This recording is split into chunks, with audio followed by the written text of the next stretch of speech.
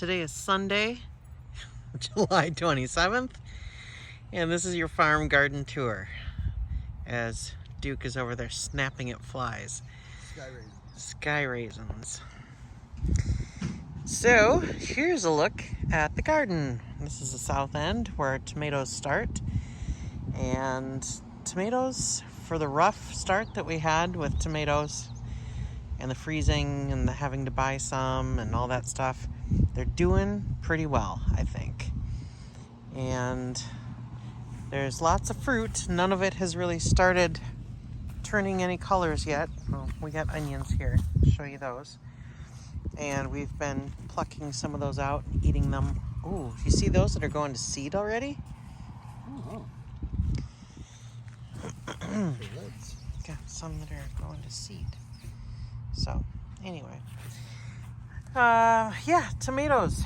We have fruits. We have many blooms. So they're coming along. That is nasturtium.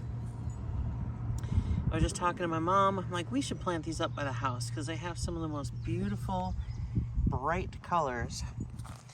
And leaves are edible, flowers are edible. You can throw them in salads if you'd like. They're a little peppery tasting.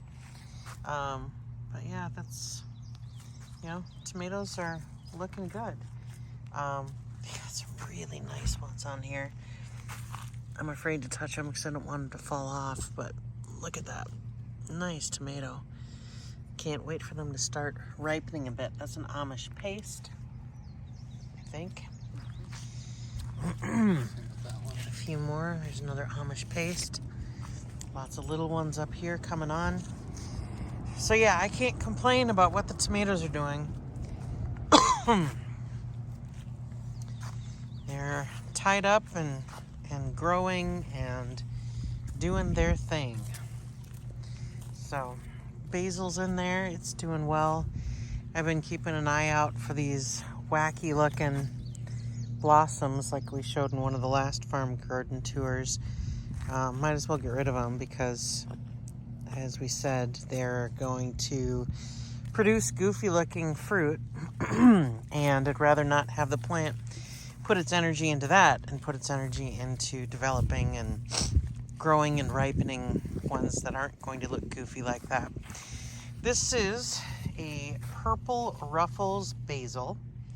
It's the only one that I planted that survived, the only purple Ruffles basil that survived the freeze and frost. So it's pretty, it's doing its thing.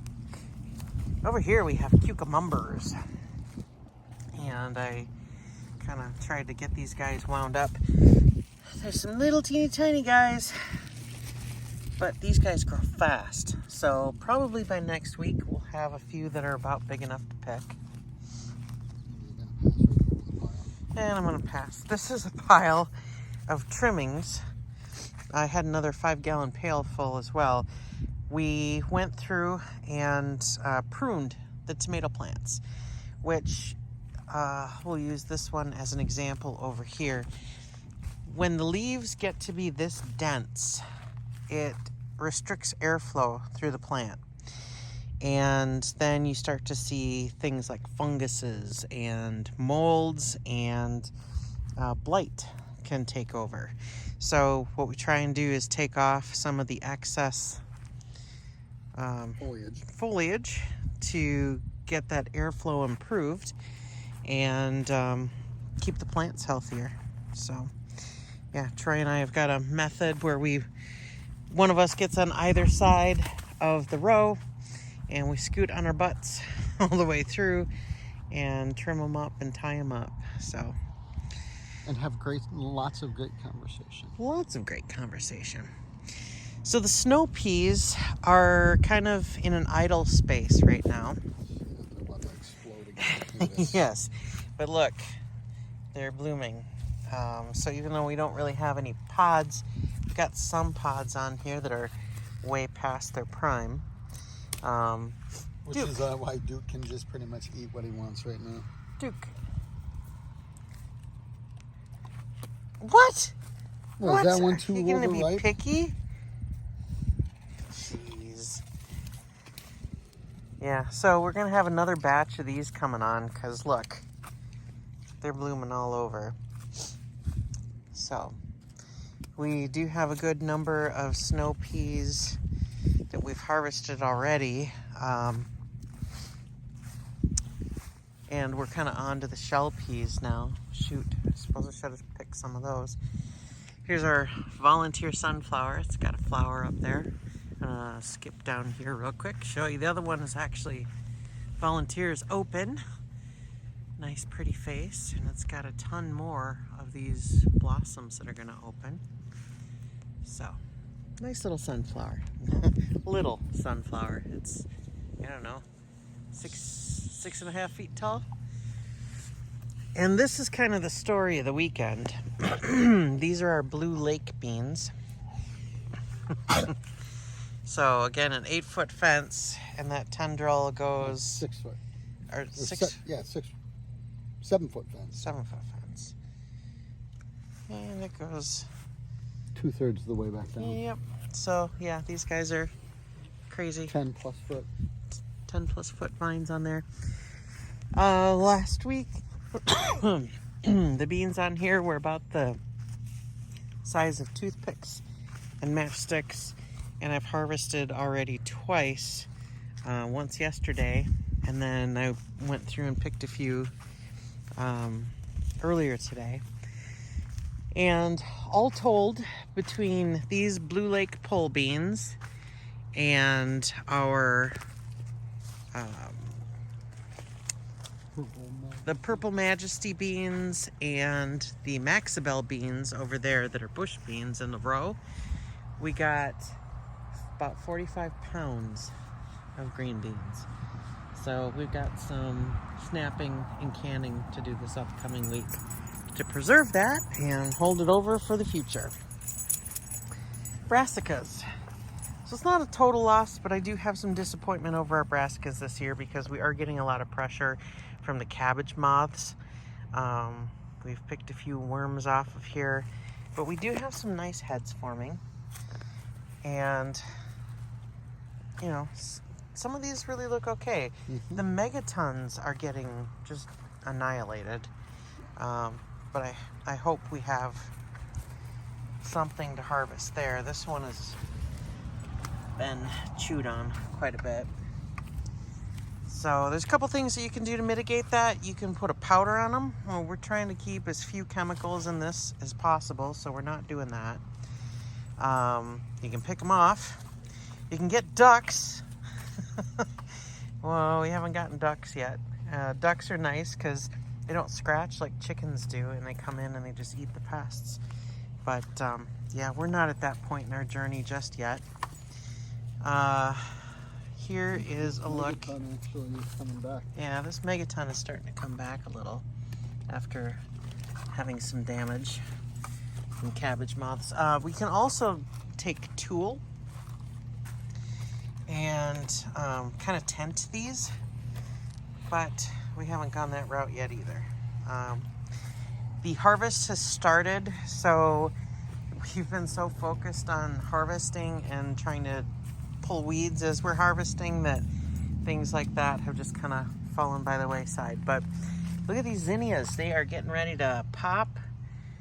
That's going to be exciting. I've been waiting for these guys to bloom ever since we put them in the ground.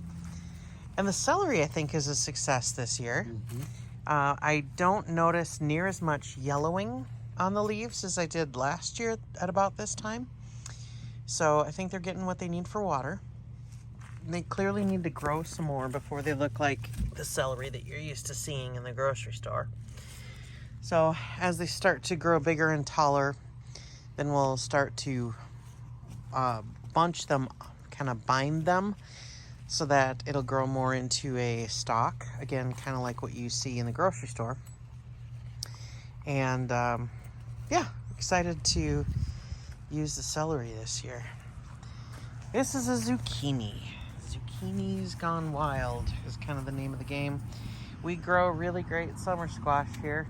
I don't know if you remember the patty pan of 2 years ago. We haven't planted patty pans since.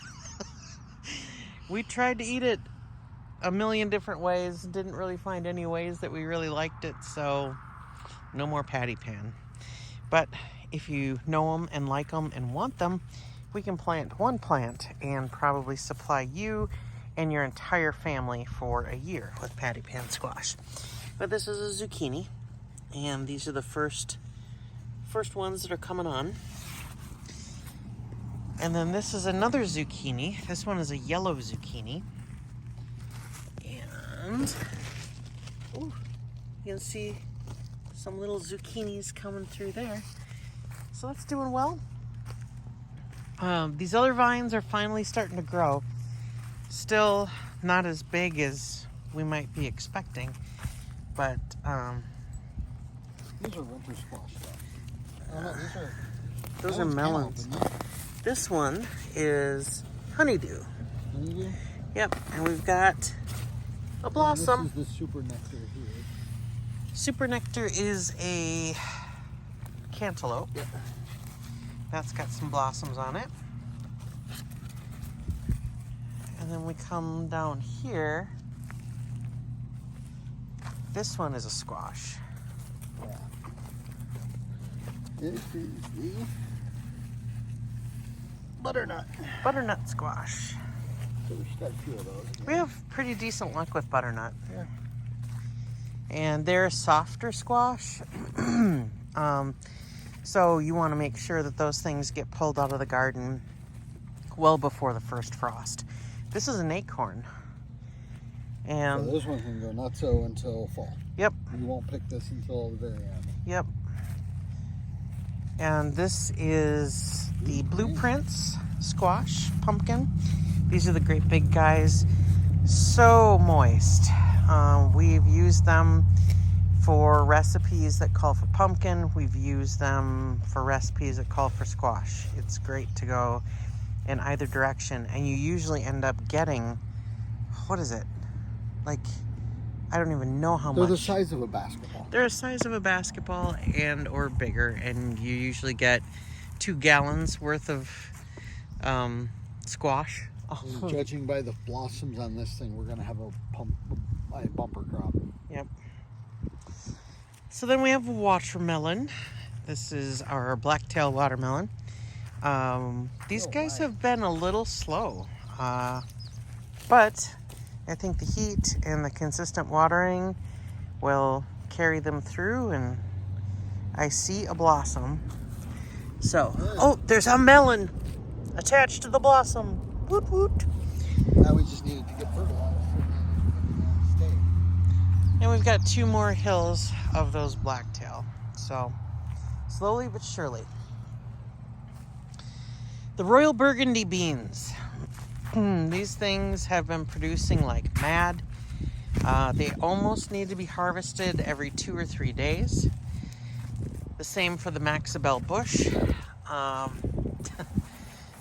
It's crazy and a challenge to keep on top of them, but it is a wonderful situation to have. Here we have some peppers. You can see we've got jalapenos coming on. Some little blossoms there. Got some actual peppers over here. There we go. That one, I don't remember what the name of that pepper is. We got carrots down here. I got dill. The carrots are looking really good since they've been weeded, so I'm happy with that. This pepper is crazy. It's a super sweet pepper, and I'm not a big pepper eater. But the leaves are variegated, and the peppers themselves, it's a candy cane chocolate cherry. So they kind of have red streaks and brown streaks, and they're very interesting looking once they finally ripen. The marigolds are coming along. They're not keeping away the cabbage moths in quite the way we want them to. You live and learn, and we figure it out. But the broccoli is coming. We actually had some broccoli that has gone to seed before we had an opportunity to pick it. But there's some other heads here that are looking decent. That one. This one has gone to seed. I think we were expecting it to grow into more of a head and a larger head, and we just missed the window to pick it. So that's that. There's more carrots here down the middle. More broccoli here on either side. There's some broccoli. And some broccoli. And broccoli. Here's some decent looking cabbages. This one has been chewed on. Duke also chased a rabbit out of the garden yesterday. So there's that sort of pressure. This just totally needs to be weeded. There's herbs in here. I've picked some of them. We've used some of them. I've got thyme, rosemary, oregano. I just got to get in here, sit down on my butt, and get it all picked. These are the Maxabel bush beans. Nice, long, skinny beans. Very tasty. I can't complain about any of the beans that we've gotten here because we've eaten them a number of times and it's all been very, very good. So the corn is crazy. I'm pretty sure that some of that Bloody Butcher, which is the really tall green stuff you see right there, this is also Bloody Butcher, but we're not real sure what's going on with this corner. Troy's relatively sure that it's burn from over fertilization. So, but anyway, that's got to be 10 plus feet tall. It's just crazy looking and going gangbusters. It has not started tasseling out yet, nor has it started putting on ears. But when we get down here, this is a variety of sweet corn. This has both started tasseling and started putting on ears. There's an ear. And there's an ear. And there's an ear. We are guesstimating that by next weekend, we might have our first few ears that would be ready to pick and eat. But almost certainly in 3 weeks' time, or in two weeks' time, we should definitely have some. I mean, look, there's 2-3 ears, sometimes 4 ears on each plant. So hopefully it ripens well, and hopefully it's really tasty, because then we'll have plenty to eat fresh, plenty to freeze for the winter, and maybe some to sell at the end of the driveway. So that is all very exciting. And then we have choke cherries over here. We've got 3 trees, and it's looking to me like they are at or near harvest. So we're gonna try and pick some of these this year, make some jelly, see what else we can learn and do with choke cherries. So there's a good looking crop of them this year. We've missed it every other year to be able to harvest them. So here is our glass gem popcorn, and this has yet to tassel out or to add any cobs either.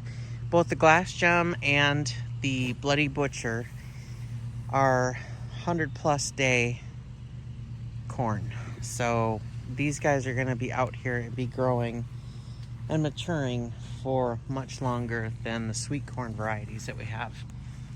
And this is the Bodacious. So yeah, it came up super spotty, but we do anticipate having some corn out of here. I do see some ears in there.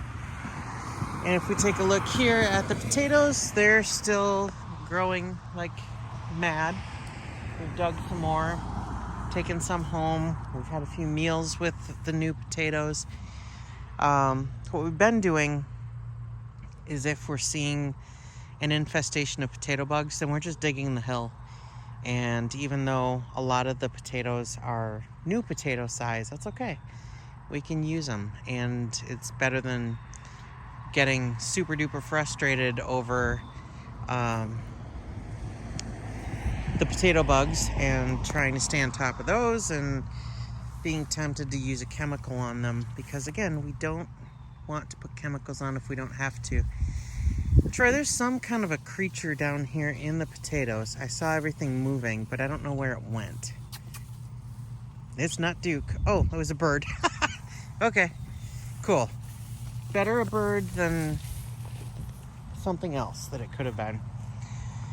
And then up here we have our sunflowers. These are the ones that we planted, and they're behind because of when we planted them versus when those other ones just came up as volunteers. So we will have a nice little wall of sunflowers here at the north end, which is going to be cool once they really take off. So, any observations after you walk through the corn? No. No? We're going to have some, for sure. Sweet corn, for certain. Yep. Bloody butcher and the popcorn, I'm not sure. I'm seeing 0 ear development anywhere. And the bloody butcher is tasseling. It is, okay. So, if I don't see any cobs developing, and then by next weekend, then I'm hooking up the brush hog and we're just going to mow it. Okay. If it's not going to do anything, I'm not going to take care of it anymore. Yeah, that makes sense. Yeah. There's Doggo. And that is your farm garden tour. Until next time, take care.